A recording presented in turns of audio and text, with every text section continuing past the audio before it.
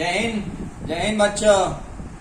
Today, question number 2. Solve the following simultaneous linear equation by Cramer's rule. आगे पढ़ो। Not by substitution method, not by elimination method, not by graphical method. आगे जाते समय पीछे का भी कुछ याद करो। Okay, Cramer's rule. Cramer's rule को सॉल्व करने से पहले अब जिनको आता है वो तो बोर हो गए, उनको कोई इसमें इंटरेस्ट नहीं है क्योंकि उनको आता है। इंटरेस्ट सबको होता है पढ़ाई आखिर में कुछ भी होगा, स्टेट बोर्ड की सिलेबस में है, पर बस आपको आता है तो आपको बोर होता है वही सुनने वो। तो जिनको आता है उनके लिए काम देता मैं। क्या एक स्टार है, मेरे पास कितने स्टोन से, समझो 9 स्टोन से। कितने स्टोन है? स्टोन दगड़ दगड़ कितने दगड़ है? 9 दगड़ है, 9 स्टोन आ रहे हैं। अब एक कंडीशन है। क्या कंडीशन है? आपको काउंट करना है, स्ट्रेट काउंट करना है। 1 2 3। हाँ, एक पत्थर यहाँ पे बिठा के दिया, ठीक है।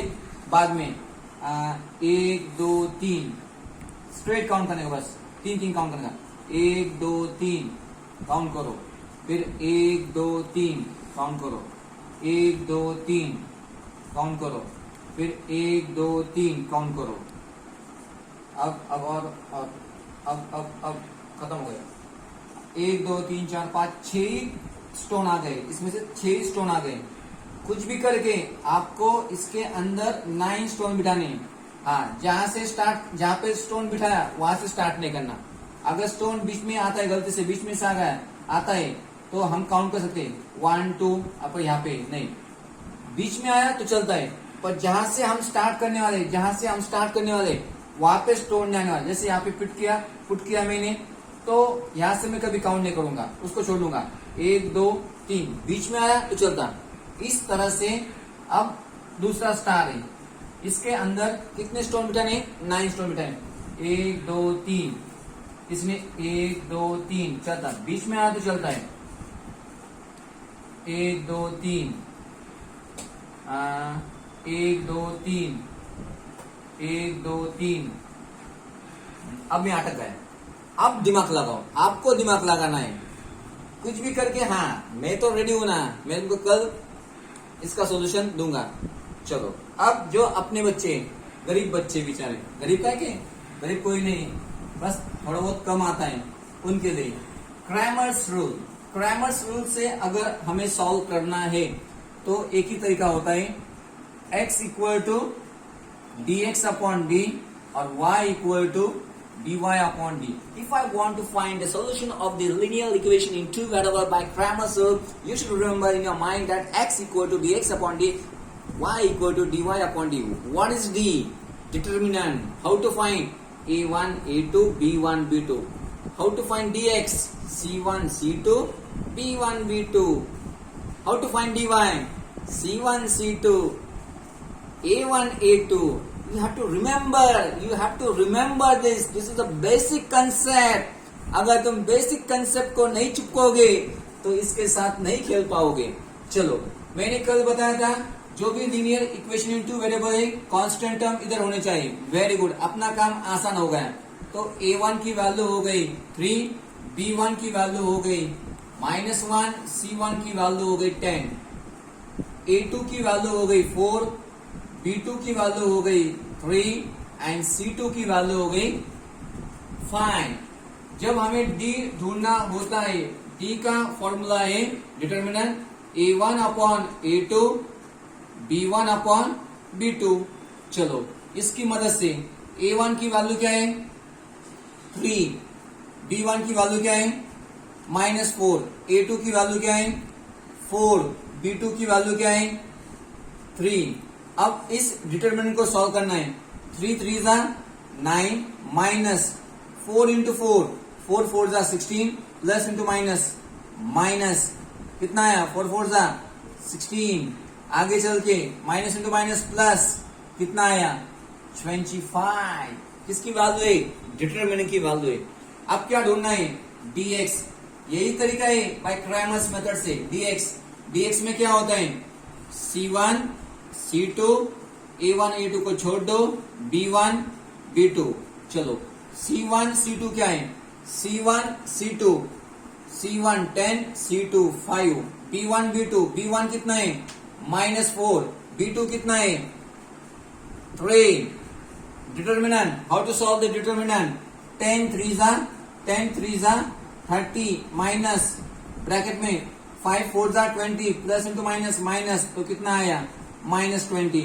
आगे चल के 30 अपनी जगह पे माइनस इंटू माइनस प्लस 20 तो कितना आया 20 प्लस 30 आया 50. डी आया dx आया. अब क्या ढूंढना है dy equal to a1 a2 dy.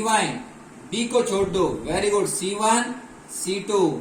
चलो a1 a2 की वैल्यू क्या है a1 the value of a1 is 3, the value of a2 is 4, the value of c1 and c2 that is 10 and 5.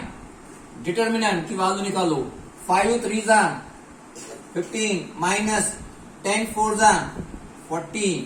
चलो बड़ा नंबर 40 है. 40 में से 15 गए कितने बचे 15 में से 20 40 में से 20 जाते तो 20 होते पर 15 है तो और 5 बढ़ा दो तो -25. ठीक है. अब हमारे हाथ में d आया dx आया dy आ गया. खल्लास खेल. x equal to dx upon d. dx कितना है dx की वैल्यू है 50 और d की वैल्यू कितनी है 25. डिवीजन करो. 25 1 जा 25 25 2 जा y का solution dy upon d. dy कितना है -25. d कितना है 25 25 25 कट क्या बचा -1. सोल्यूशन नीचे लिखो मेरे पास जगह नहीं. Solution xy equal to x की वैल्यू कितनी है 2, y की वैल्यू क्या है -1. The solution of the linear equation in two variable by Cramer's rule 3x minus 4y equal to 10, 4x plus 3y equal to 5 is 2 minus 1. Now let's move to the question number 2. Saying solve the simultaneous linear equation by Cramer's rule. चलो अब दिया हुआ equation जब भी कभी तुम Cramer's rule से solve करोगे इस तस्वीर को ध्यान में रखो. ax plus by equal to c. Variable this side constant term उस साइड वैसा ही होना चाहिए. Variable one side constant term other side. फिर मेरी सोच तो पक्की हो गई. क्या my thinking process is very clear that variable one side constant term on that side. In this, it is not in this form, but I can bring this given equation in this form. How? It's so easy. 4x plus 3y equal to 4. Now, if I compare this with this, both are same. Now, again, make some adjustment. 6x at its own place. Now, shift minus 5y to the left hand side. Plus become minus and minus become plus. So it was minus on the right hand side. When it's moved to the left hand side, it become plus equal to 8. Now both the equation, whatever the given, they are not in the proper form. To solve with the help of Cramer's rule, the given equation should be in standard form. The standard form is ax plus by equal to c. If it is ay plus bx equal to c. Again we have to adjustment. Suppose it is given that by plus ax equal to c. Again we have to adjust. X variable must be first, then y. So again rearrangement we have to make it. Just take this much care. Okay.